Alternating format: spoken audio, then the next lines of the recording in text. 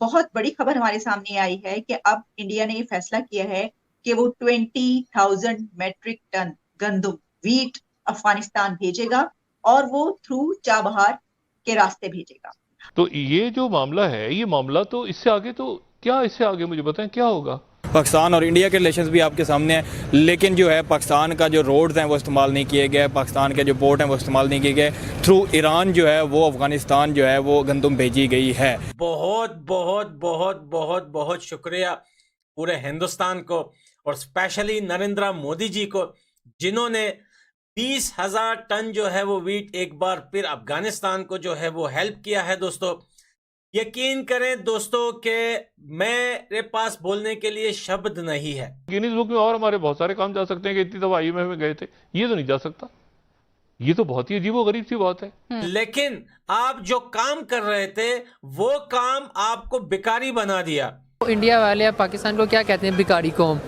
ہم نے خود کہنے کا موقع دیا ہے نا. پاکستان کے کسی ایک پالیٹکس کے بندے نے کہا ہے کہ جب پاکستان کو نیڈ ہے ویٹ کی تو ہندوستان ہمیں کیوں نہیں دے رہا جو افغانستان کو بیچ رہا ہے.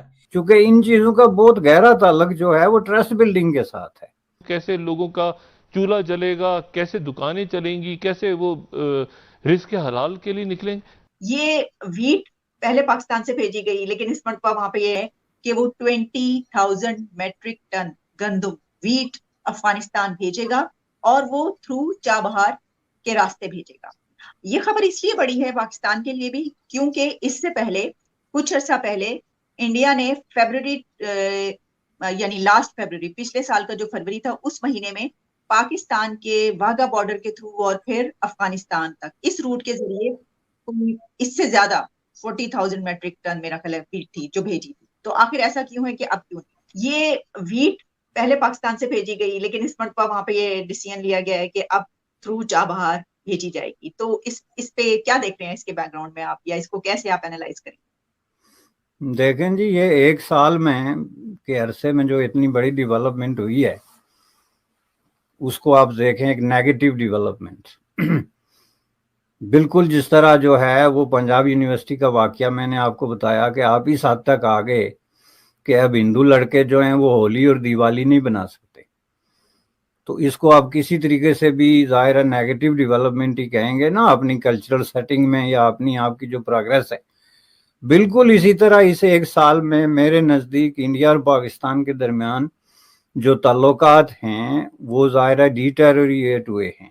کسی بھی طریقے سے آپ ان میں کوئی مثبت یا پازیٹیو ڈیولپمنٹ یا ٹرسٹ بلڈنگ، چونکہ ان چیزوں کا بہت گہرا تعلق جو ہے وہ ٹرسٹ بلڈنگ کے ساتھ ہے.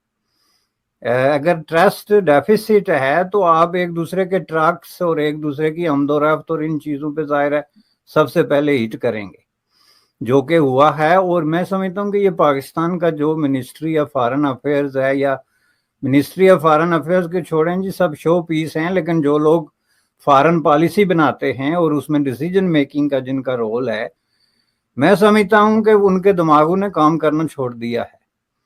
اور یہ جو مودی صاحب نے فرمایا تھا کہ ہم نے ان کی ایکڑی نکال دی ہے، اس کی انہوں نے ریزنز کیا دی تھی؟ انہوں نے ریزنز یہ دی تھی کہ ہم نے پاکستان کو 5 سال پہلے یہ وارن کیا تھا کہ آپ یا آئیں تو ہم مل جل کے اس خطے میں جو ہے وہ جدوجہد کرتے ہیں، جنگ کرتے ہیں، جو نیگیٹو ہمارے پرابلمز ہیں، غربت وغیرہ دوسرا تیسرا، تو یا پھر ہم جو ہے آپ کو بہت برے طریقے سے آئسولیٹ کر دیں گے.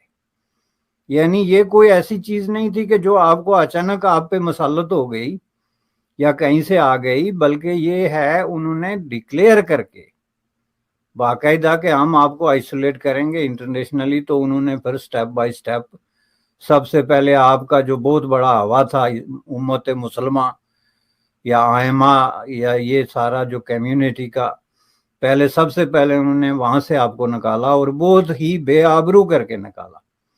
یعنی جس طریقے سے پاکستان کو سعودی عرب سے بے آبرو کر کے اور UAE سے بے آبرو کر کے نکالا گیا، اس وقت اگر پاکستان میں یہ جو ہے وہ ریٹارڈڈ قسم کے مائنڈ پالیسیاں نہ بنا رہے ہوتے تو وہ 90 ڈگری کی تبدیلی لاتے اپنی پالیسیوں میں کہ بھائی دیر از سم تھنگ رانگ. یہ ہو نہیں سکتا کہ پوری دنیا جو ہے اس نے سر جوڑ لیے ہمارے خلاف کنسپیریسی کے لیے. آخر ہم ہوتے کون ہیں اور بیچتے کیا ہیں؟ ایسی کیا گیدڑ سنگھی ہے ہمارے پاس، ایسا کیا خزانہ ہے کہ یہ پوری دنیا سر جوڑ کے ہمارے خلاف ایک کنسپیریسی کا حصہ بن گئی؟ یہ بالکل اسی طرح ہوتا ہے جیسے کسی ایک فیملی میں ایک کوئی بیڈ گائے ٹرن ہو جاتا ہے اپنی حرکات و سکنات کی وجہ سے، تو باقی اس کو سمجھاتے ہیں تو وہ کہتا ہے کہ یہ سب میرے خلاف ہیں، پوری دنیا میرے خلاف ہو گئی۔ یہ ایک نفسیاتی کیفیت ہوتی ہے انسان کی۔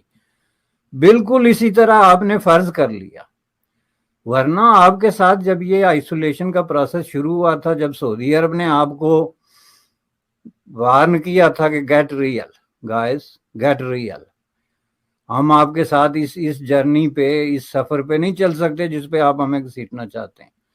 جب یو اے ای نے جا کے تو جموں کشمیر میں انڈیا کے زیر انتظام انویسٹمنٹ کا اعلان کیا تھا، تو وہ آپ کے کان کھولنے اور آنکھیں کھولنے کے لیے ایک بہت بڑا میسج تھا۔